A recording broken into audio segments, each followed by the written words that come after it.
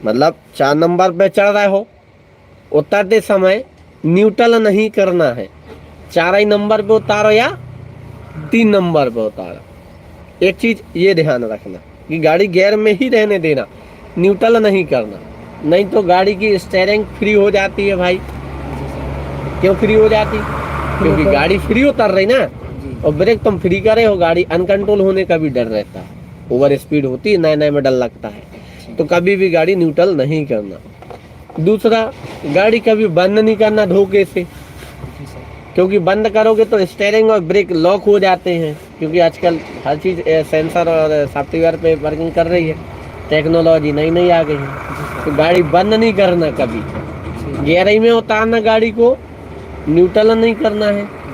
ठीक, बंद नहीं करना है गियर में। जैसे तुम 4 नंबर पे चढ़ गए थे, तो अब जब उतरोगे डर नहीं लग रहा तो या तो 4 ही में उतार दो, या और तुम्हें लग रहा कि डर है, थोड़ा ब्रेक के सहारे उतारो और 3 नंबर लगा लो। जी सर। और ज्यादा डर लग रहा है कि नहीं भाई 3 नंबर में भी तेज उतर रही, डर लग रहा तो भैया 2 नंबर लगा लो।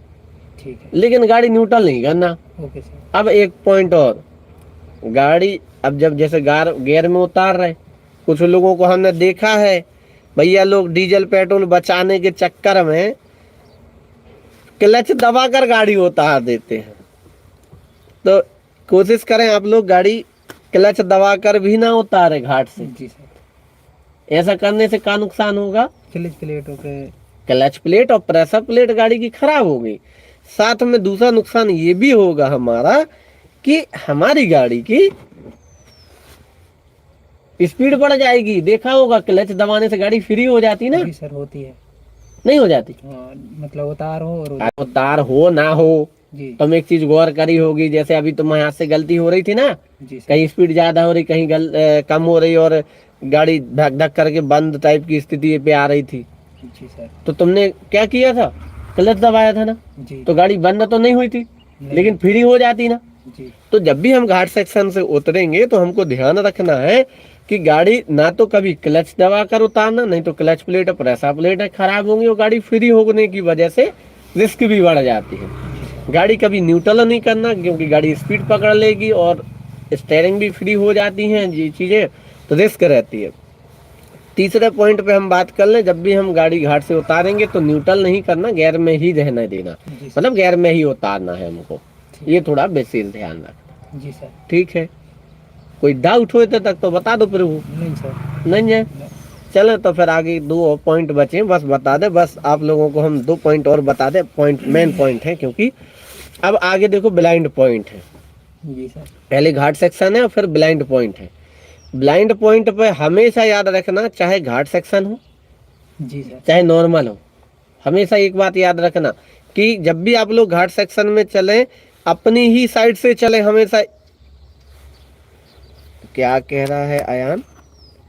हम पहले से बहुत जानता हूँ। अच्छा, पहले से बहुत जानते हो, चलो अच्छी बात है आयान, पहले से आप इतना जानते हैं, बहुत अच्छी बात है।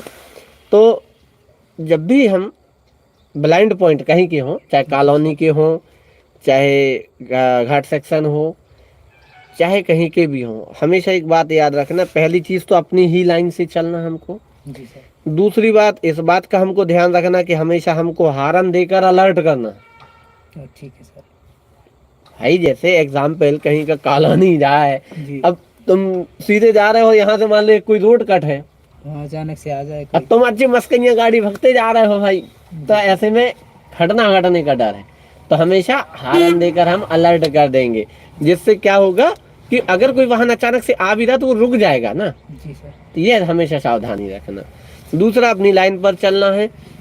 अब बात कर ले हम, जैसे अब यहाँ पे चलेंगे हम, बहुत खतरनाक ब्लाइंड पॉइंट है कि अगर ध्यान ना दो तो एक्सीडेंट होने के डर रहते हैं, एकदम टर्न है ना, क्योंकि तो वहाँ पे हमें थोड़ा ध्यान रखना है। साथ में इस बात का भी ध्यान रखना है, जैसे गांव देहातों में अगर जाते हैं तो हमको जैसे दिखाई देता है कि सामने से रोड खाली है, बात समझना, गांव देहात की हम सिटी की बात नहीं कर रहे, क्योंकि सिटी में तो थोड़ा रिस्क रहता है। ठीक है, तो उस टाइम पे हमें ध्यान रखना है कि अगर हमें दिखाई दे रहा है कि हाँ 2 किलोमीटर दूर तक कुछ वाहन नहीं है, तो भले तुम बीच में चलो। अब चलो हम आगे बढ़ते हैं, गाड़ी चालू करो, यू टर्न हम सिखाएंगे अभी, और बहुत ज़्यादा रिस्की पॉइंट अभी यहाँ बनने वाला। अरे निकालना नहीं।